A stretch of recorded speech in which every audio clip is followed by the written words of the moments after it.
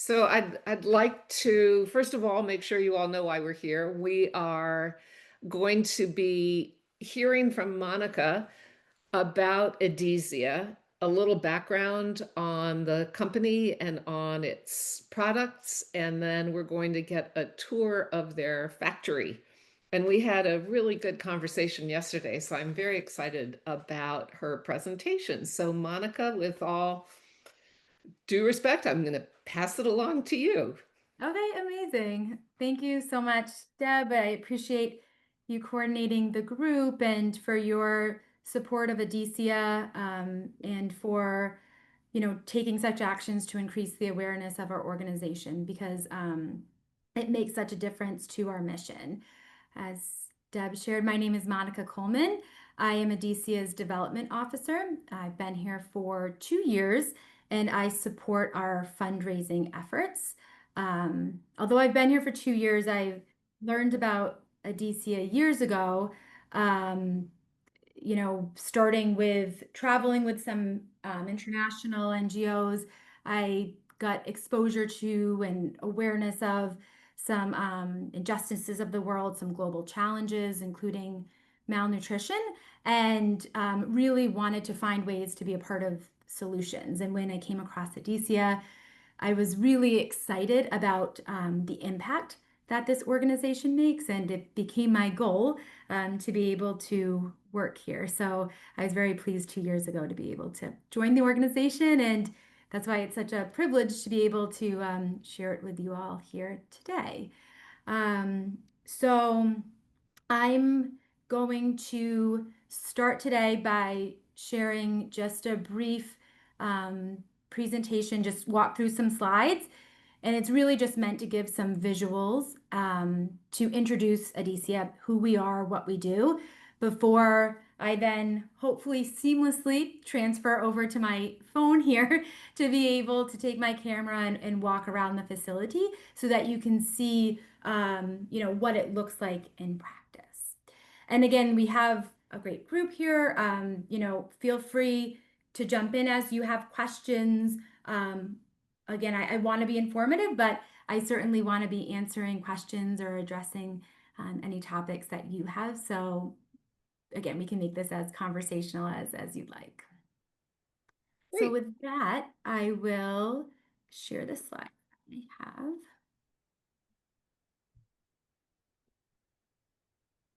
All right, and just let me know if you can see this okay. Yes. Okay, great.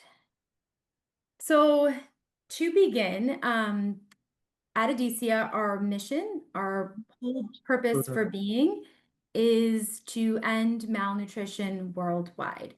So everything that we do is about putting a stop to malnutrition. As our founder and CEO says, there's a lot of challenges in the world we don't know how to solve, but malnutrition is not one of them. We know very clearly how we can end it, so it's just a matter of us taking the action to do so. And then on the topic of our founder and CEO, this is Navin Salem, who is the reason that Edesia exists today. Navin was really inspired by her father, and in particular by a trip that she took to her father's homeland of Tanzania. Because it was there she really got exposed to malnutrition. And in particular, she encountered the anguish and the cries of a mother who had lost her child to malnutrition. And Navin learned about how prevalent it was at the time. About 5 million children a year were losing their lives to malnutrition. And it's particularly impacting children that are 5 years old or under. And at the time that Navin founded Edesia, her four daughters were all under the age of 5. So as she looked at these children, she couldn't help but think, what if those were my children? And so Navin took action, and Edesia was born. Now, a key focus area for ours is manufacturing. And one of the products that we make is called Plumpy Nut. So you can see an image right here on your screen. I have a packet right here. You can see about the size of it. And basically it's a packet, and inside you'll find nutrient-rich paste that's made from peanuts and other nutritional ingredients. So sometimes people think it might be a bar, but you can see it's more similar to Bushy. like a peanut paste that can be moved along. A full treatment of this product costs just $50, and a full treatment of Plumpy Nut is usually about 6 to 8 weeks, and it will be 3 of these a day for a child. Now, it might seem like a pretty simple product, and it is, but it's actually pretty revolutionary because before this ready-to-use food was developed, a child that got diagnosed with acute malnutrition would need to be brought to a hospital, and the treatment was a mixture that was put in water. So you needed clean water, you needed a hospital. So this is really empowering caregivers to Okay. be able to take this product and bring their child home to treat them. It's also, again, along with the not needing clean water, it's great because it doesn't require refrigeration, so it makes it quite easy to transport, and it also has a shelf life of 2 years. In addition to being easy for the parents to take home, it's also quite easy to use. You can see on the bottom part of the packaging, under that white strip, there's just 3 simple directions. The first is to knead the product, so just to make sure all the ingredients are mixed up. The second is tear and open the corner. And then the third is just simply squeeze and eat the product. So it makes it really simple to be able to be administered at home.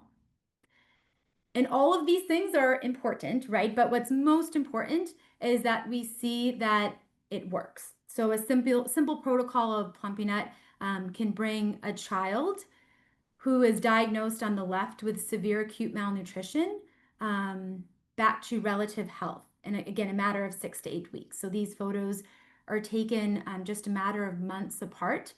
This is the result of Plumpy Nut treatment. And we find that over 92% of the cases will go from acute malnutrition, again, to this relative health that you see. Now, you might be wondering how the products are utilized. These photos showcase examples of clinics. So, we think about, going into hospitals and getting diagnoses. What happens is a child will go into a clinic, and you can see that top left image. That's a measuring tape. And I have one right here. It's referred to as a MUAC tape, which is an acronym that stands for mid upper arm circumference. So that's exactly where the child will be measured. And you'll see this example here where it's measured, and in this box it's in the red. So this would be a child who is diagnosed with that severe acute malnutrition. Their mid upper arm would be about 10 or 11 centimeters. So just a little bit bigger than a quarter there. So in those circumstances, when it's in the red, that's when the product that I just described to you, that Plumpy Nut, will be prescribed.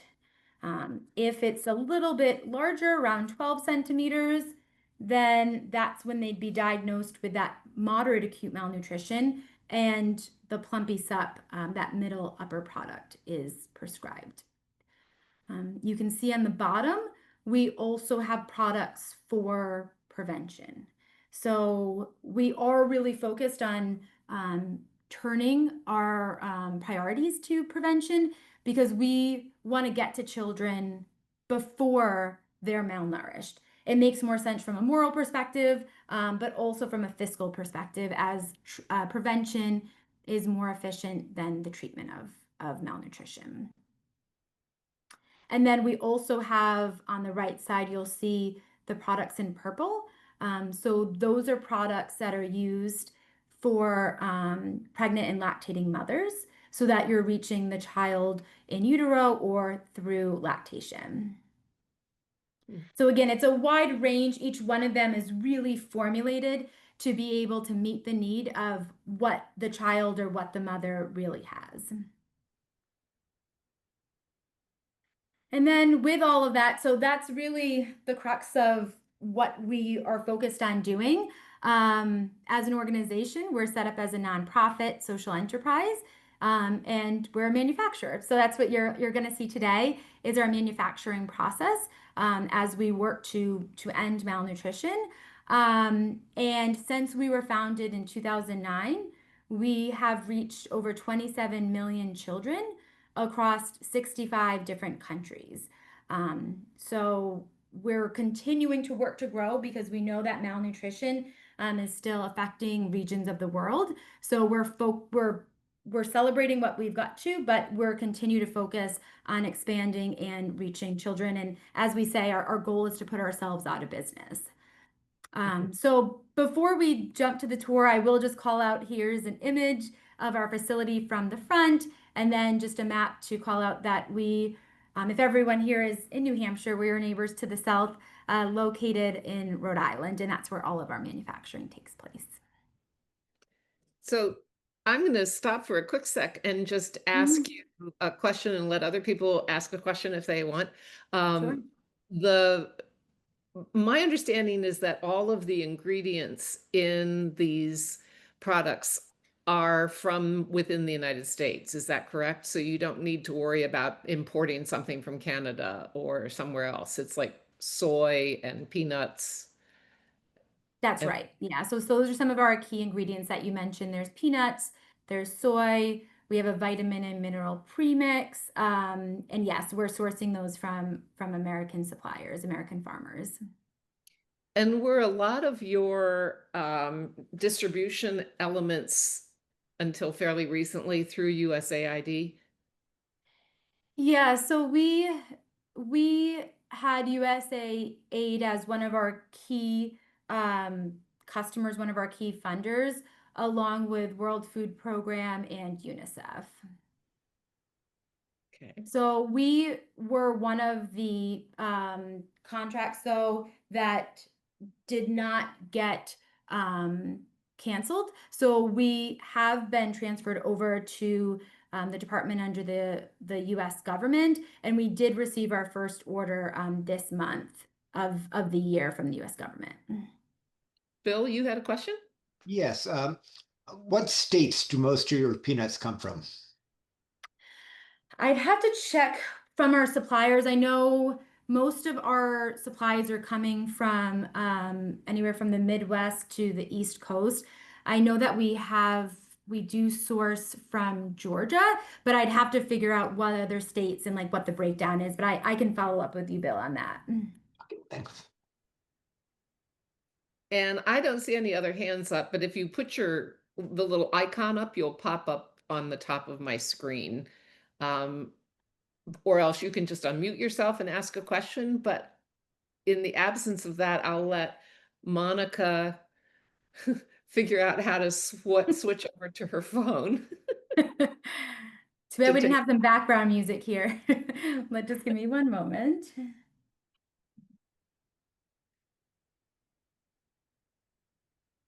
And I'm also assuming you're wearing your yellow vest to go into the factory.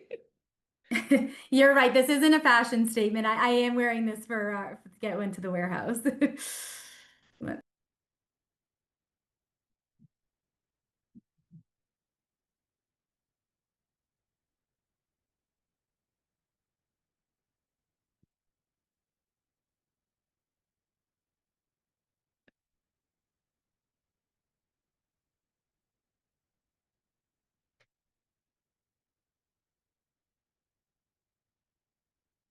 Can you hear me okay on here? Yes. Okay, perfect. All right. So I'm going to do my best to keep my hands steady so no one gets seasick. But I'm just leaving my office space now, and I'm going to turn my camera around. So as we're walking out into the space right now, you can see this is an area where we have offices. So we have, functions like finance and IT. But then what you'll notice in the back wall here is that there are windows that go into the production space. So what's great with this setup is I can take you for a full 360 view of the process, and we can stay outside of production, which is a really protected space because we want to make sure that the product stays as safe as possible. So we'll start here, and then we'll be able to make our way around to the whole facility. You can see we have some visitors right now in this space, but we usually start, this is our mock clinic. And so this is really just for us to stay focused on what we're making this product for. It's for the mothers and for the children that walk into these clinics, and to make sure that when they go there, if they need our products, that they have it. So this, again, just represents what that clinic looks like and is an important reminder for us in the center of our facility. And let me know, Deb, can you hear okay? Yes, I can. Can everybody else? If you can't, just do a thumbs down, but it looks like everybody can hear you, Monica. Okay, great, because I only actually have visuals on you right now. So just let me Right. know if the video or the audio isn't ideal. Okay. So like I mentioned, we'll make a full circle around to see the full process. What you'll see right in front of us here is a conveyor belt. And there is boxes of our product. This right now has 2 of our products. So in green, that's NutriButter, which is used for prevention. And then the orange is Plumpy Sup, which is used for treatment of moderate acute malnutrition. So these boxes are moving to the right of the screen. And again, we'll start following them back in the process to see how they got here. Right now, they are filled with sachets. The orange will have 150 sachets, while the green will have 600. So we'll make our way back to see how the sachets got there. And as we're walking through, I will also just call out that here is our test kitchen. So this is where our R&D team works regularly on formula optimization, just to make sure that our products are most effective, both from a nutritional perspective as well from a cost efficiency. So if ingredients fluctuate in costs, we can make some adjustments to the formulations just to make sure we're making the product for the lowest cost possible to reach the most amount of children. Again, you can see on this side, we have more offices where we have quality, supply chain, operations, production, a lot of different functions sit on this side. How many people work to support your mission, not in the warehouse? So our total employee count is about 130. And the majority of those are in the production in the warehouse space. I'm trying to think of the breakdown. I don't know the breakdown off the top of my head of what we have in admin. I mean, a lot of these functions are supporting production and are in production as well. So it's tough to kind of do a full split, but the majority are in the warehouse and in production. We have 3 shifts a day, and we're operating right now at 24 hours a day, 6 days a week. So not, of course, like any facility, not all of our employees are in at the same time, but we do have 3 shifts to break it up. So as we make our way down here, you'll see right in front of the glass different equipment. This is where our quality team works. So running different tests on the sachets, making sure that the pressure levels and the oxygen levels are where they ought to be. And then here is the machine that is filling up those cartons, so the boxes. So you can see right there, if you look closely, that a box is starting to move its way up the conveyor belt. So that got to the count of 150. So it's moving on to that conveyor belt that we were previously looking at when we first came to this space.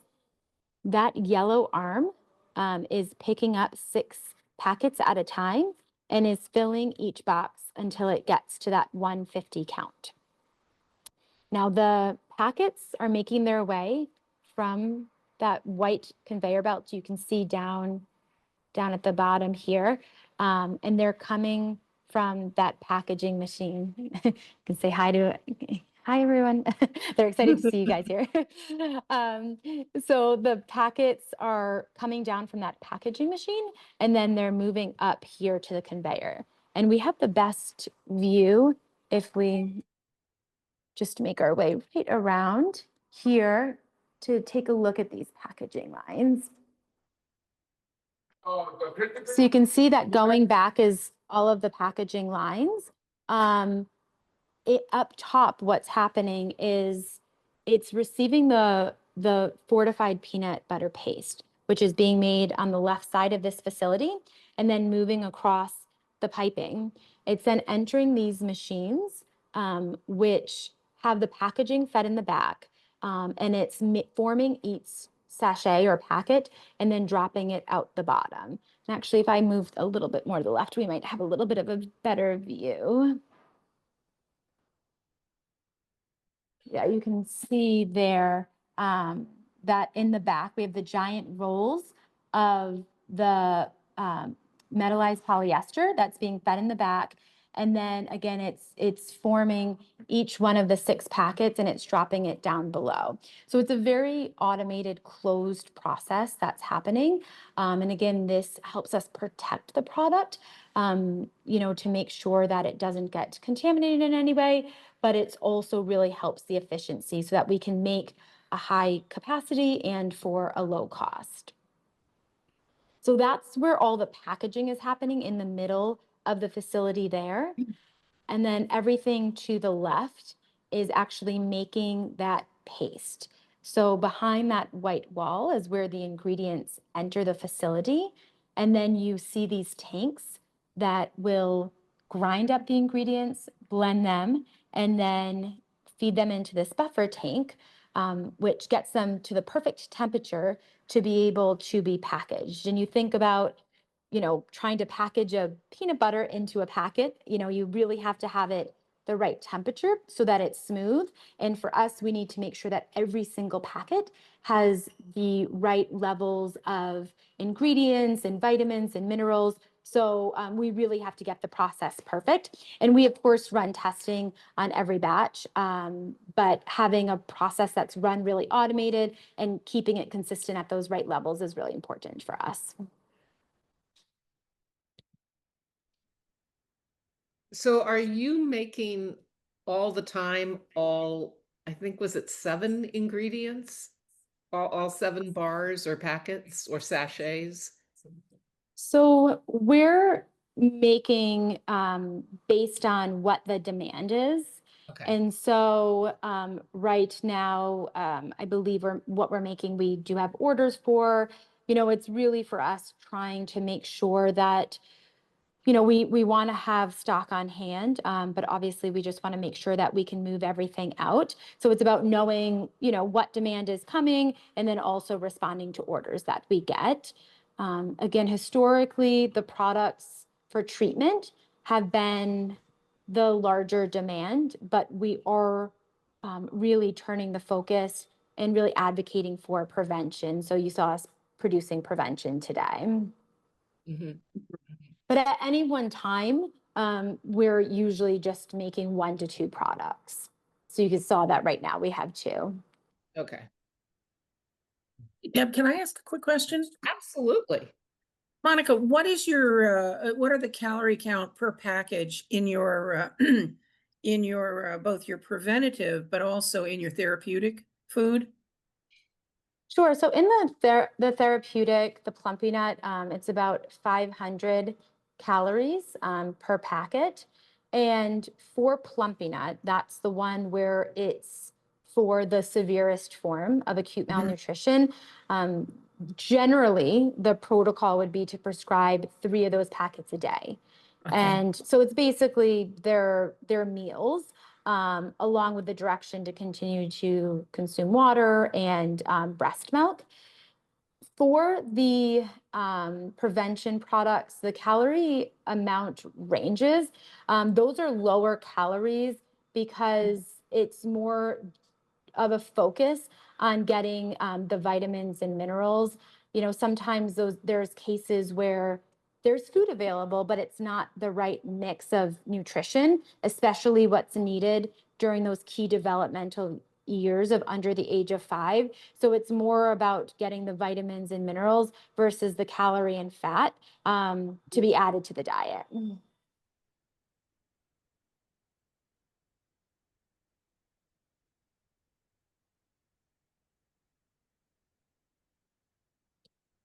So we're going to just move away from the windows for a short time now, but we'll be making our way back. We're walking down this hallway here where we have some, you can go there, we have some examples of some of the drivers of malnutrition. And these are also some of the challenges that our partners face in the field. I'm glad, Deb, that you brought up the question about our suppliers, because at Edesia, we really see ourselves as part of a supply chain. So we rely on the farmers that are producing the ingredients. We are, of course, the manufacturer. And then we partner with agencies in the field that are getting the product to the children that need it most. And they're often facing some of these challenges while trying to do so. So it's a really important partnership that we have, and you know, we're really just one part of the supply chain. So as we walk through the hallway here, you'll also see this is our quality lab. And this is where a lot of testing is being done, again, to make sure that the products have the right levels of vitamins and minerals. We're also testing packaging, raw materials, and finished goods, both here and externally, just to make sure all the results are exactly where they should be.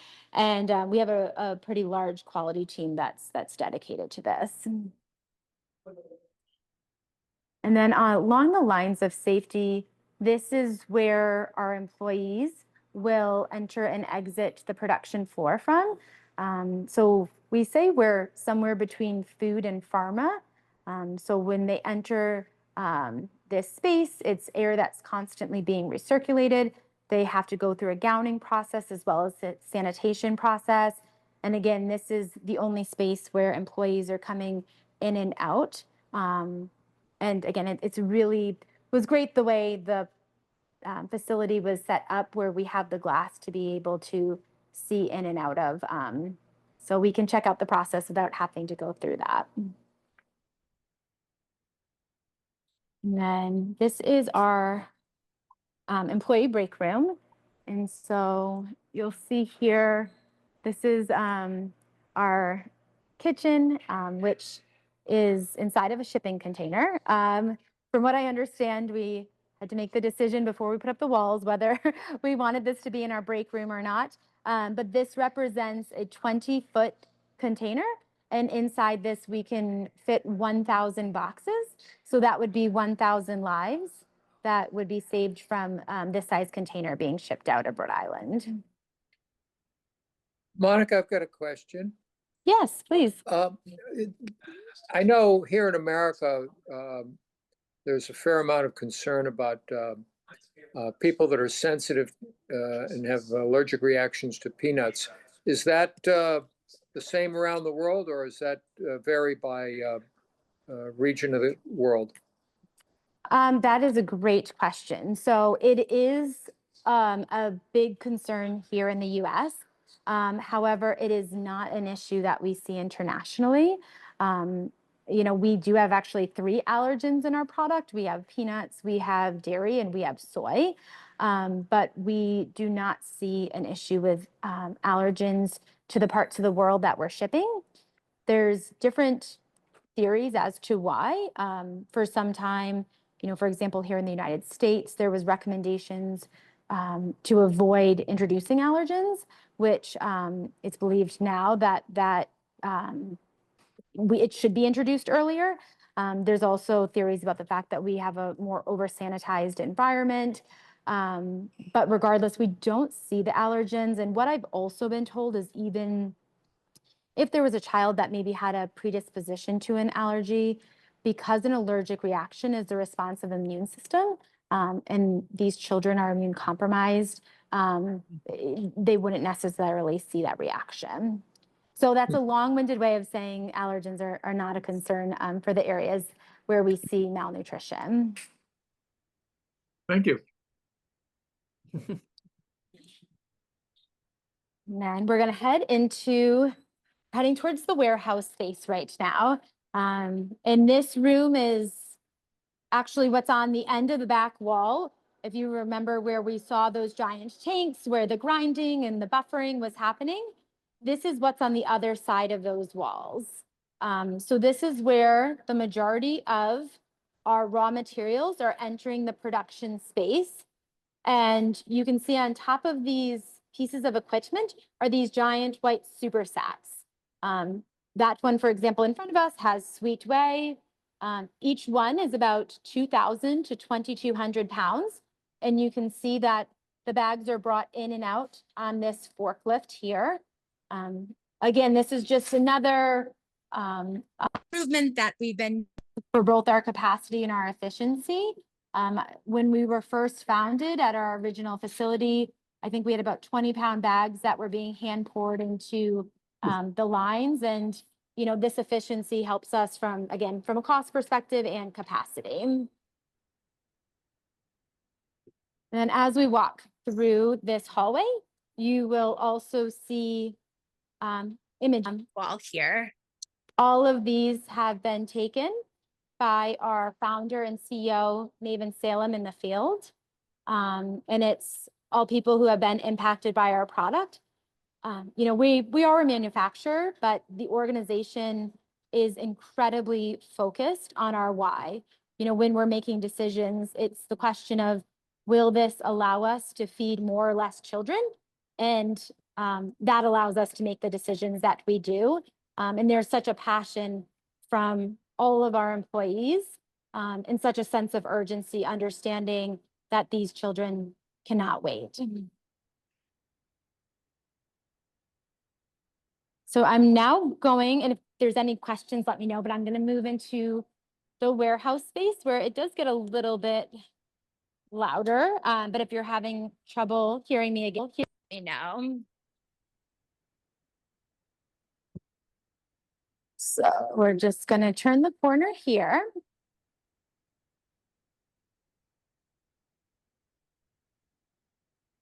And what you can see straight ahead is the warehouse space. And this is where our raw materials are stored. And then this room here is how those super sacks enter that dosing room that we just saw. So you saw the forklift taking one of the sacks. This room puts each one of these sacks through a sanitizing process, again, just to make sure that everything that's entering that space is as clean as possible. Now, most of our ingredients are in those sacks, but what you'll see behind me are our tanks of vegetable oil. So here are the original tanks that we had in our first facility, but we had challenges as we've been ramping up production to be able to have enough oil on hand. So we upgraded to these larger tanks, but even with them, it was still a challenge. If a truck was slightly delayed, we ran into potential stop gaps in production.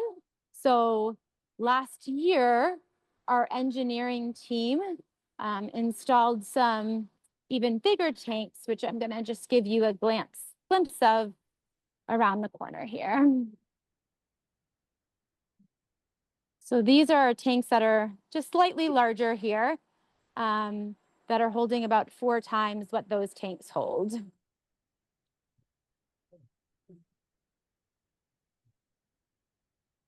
And then you'll see here in our facility, it is just holding raw materials.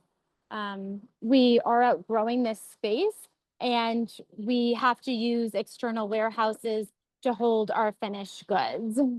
So generally, as soon as we finish producing, it's getting shipped out, which our loading docks are against that back wall. That's where much of the raw materials come in and the finished goods come out. So Monica, I saw a news release a while ago about Ocean State or what, Yep, Ocean State Job Lot. right, how they helped you quickly move a bunch of product that had been sitting in the warehouse when things sort of stalled with, I assume, shutting down AID. And how typical is that you need trucking companies to help you move product? Yeah, it's a really good question. So they were a part of a partnership where they supported us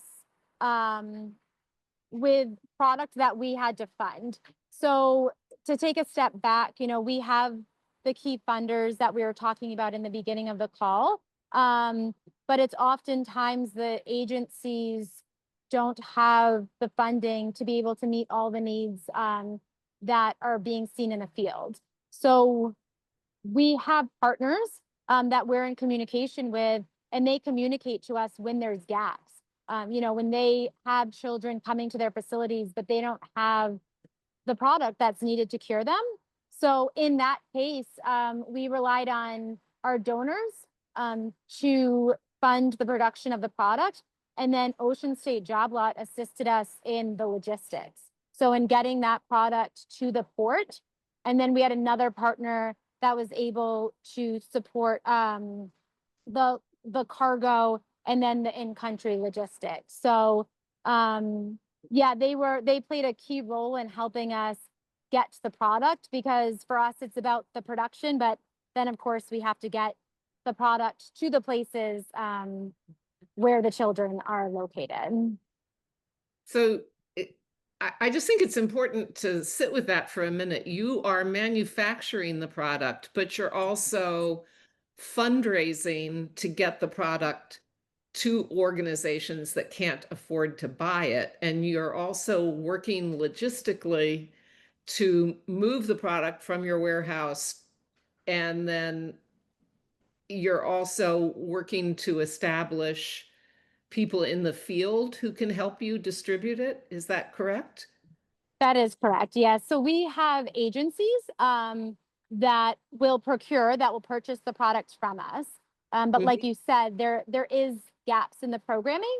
And so that's where, we have fundraising campaigns to be able to support it. And yes, we have a logistics team as well. And then, yeah, we work with partners with agencies that are on the ground who will help us get the product where it needs to be. But they're the ones that are working in those clinics, and they're getting it to the children that need the product, because especially with the treatment products, there has to be a medical diagnosis and there needs to be monitoring of the children. So it can't necessarily just be widely distributed. It has to be done so in a medical setting. So Monica, somebody just asked a question in the chat about Plumpy Nut being turned away from Gaza. And my understanding was that you are currently working with a whole chain of agencies, organizations to get the product into Gaza. Am I wrong? Nope, that's correct. So we have a coalition that we're working with that includes, and actually this is, I guess, bouncing right off of the conversation that we're talking about right now about getting our product to the field. But we have a coalition that has an organization that's supporting the transport. So getting the product to Tel Aviv, to Israel. We have agencies that are working in Israel that are helping our transport to the Gaza border. And then we have partners that are working in Gaza. And so with that coalition, we're working on getting product, into Gaza. So it's an ongoing effort right now. And again, it's one that we've really relied on a lot of partners that are working closely in that region. Mm-hmm. And I was on a call, just for other people's benefit, I was on a call that Edesia ran last week, a Zoom call, and I was impressed to learn it makes sense, but I didn't know that there is one of your partners helps to coordinate with airlines that have cargo space, and then they donate that space, if you will, to your organization to ship product to Tel Aviv in this instance. Yes, that's right. So that organization is Airlink. And you're exactly right. They're a humanitarian organization that finds the cargo space on airlines. Generally, we're not shipping our product, or I should say, generally, we're not flying our product. It's usually shipping on cargo ships.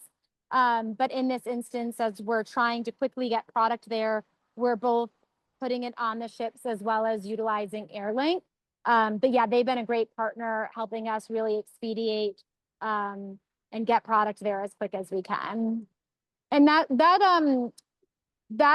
webinar was recorded as well, Deb, so I can share that link with you if anyone in the group is interested in watching that.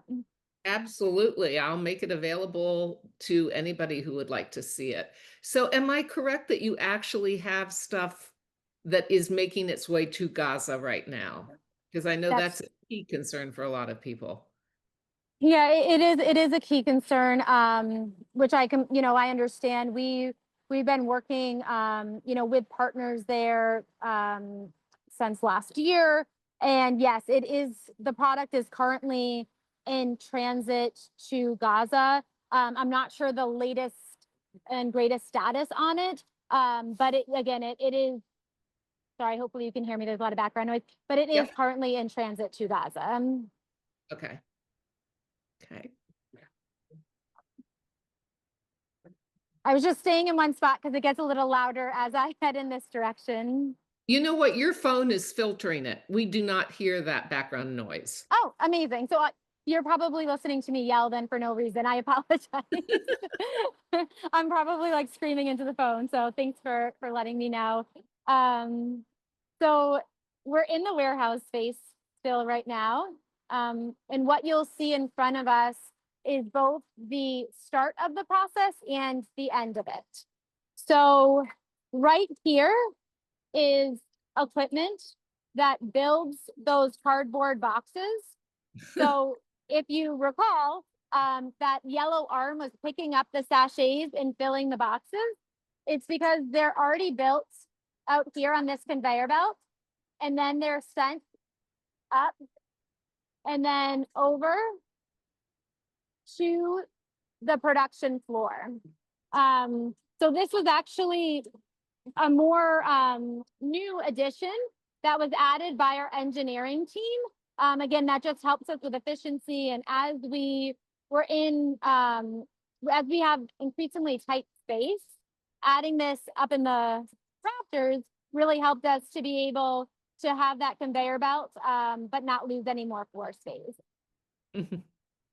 So again, that's the very start of the process. Those are empty boxes that are entering the production floor that will be filled with our product.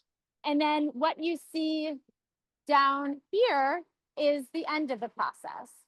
So in front of us is a machine that palletizes the product to get it ready to be shipped out. So you can see the pallets right now, just scoot around here, are in the process of being built. So you can see that right here. Each one of them will have 90 cartons, and this machine will build it to the configuration that it needs to be set on. So here it is in action.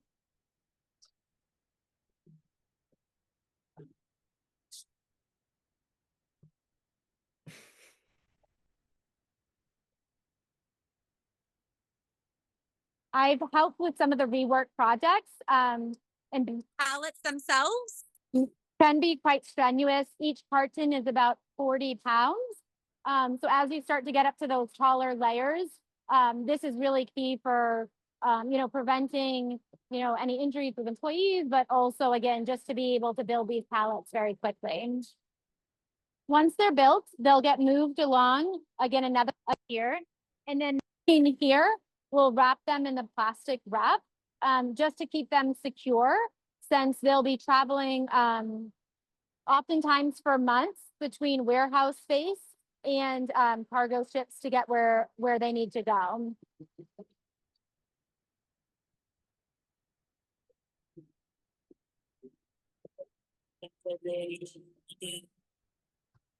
So you can see over here, these are some of the finished pallets, and they are wrapped up and ready to go.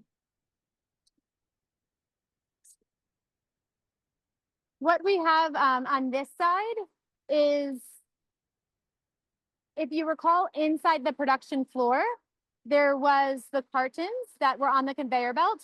They get sent out this airlock door, and they go through this machinery, which seals the cartons. It goes through an X-ray inspection just to make sure there's no foreign materials, and the carton is set up to the protocol. And then once it passes that last inspection, again, it goes along the conveyor to head to that palletizer. This is the same process that I just showed you on the other side.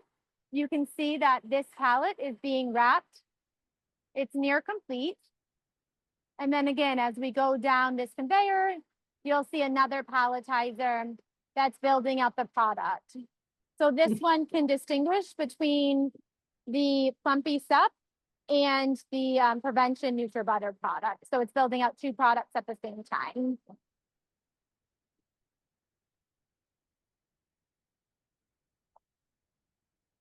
So here, this just got completed, and it was a cardboard cover was put on the top. And so it will move down the conveyor here.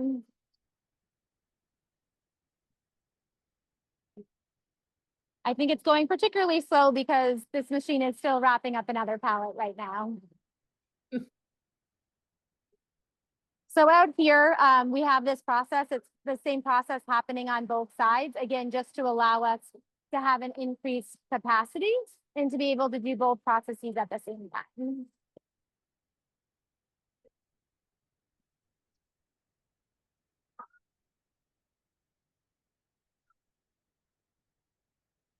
And then we will head back. We're very close to the spot where we started this tour. Sorry, I realize now how loud I was probably yelling. But what you see on this side of the production is, again, up top, where you see the conveyor come in and that slide go down. That's where those empty boxes that we saw being constructed will enter from, and then they'll be brought over to those packaging lines. Again, where we saw that yellow arm putting the packets in, that's where they'll be headed. And then down on ground level, this is, again, the last step before it heads out and goes through those machines that will close the cartons and get it ready to be palletized. You'll see right here, there's just a weigh system to make sure that each one of the boxes meets the weight requirements.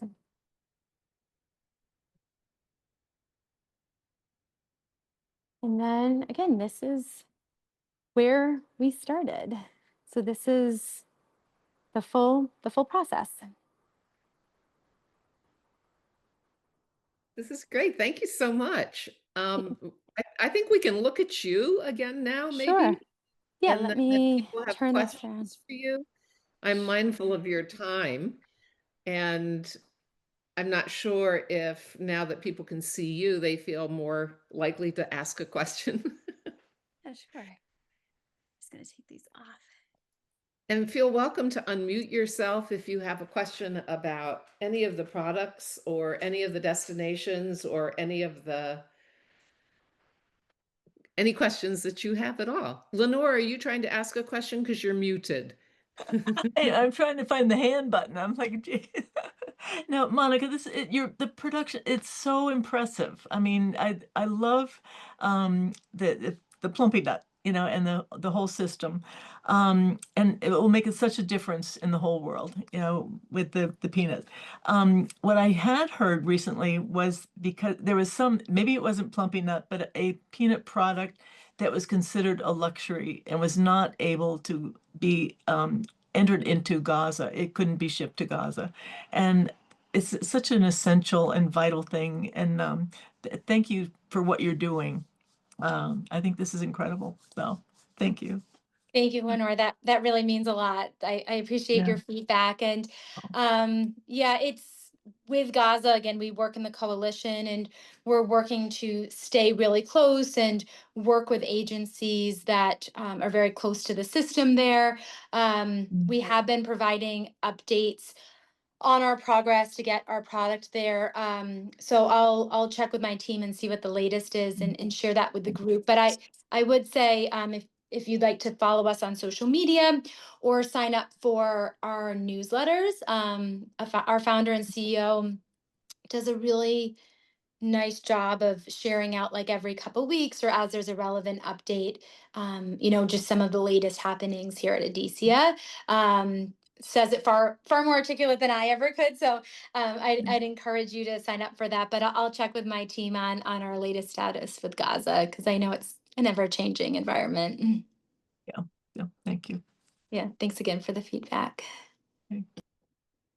And I think also there were images on social media of Navin in Tel Aviv in a warehouse with the product. So I know something's gotten that far. Yes. Yeah, it's in Tel Aviv, and I know it's making its way towards Gaza.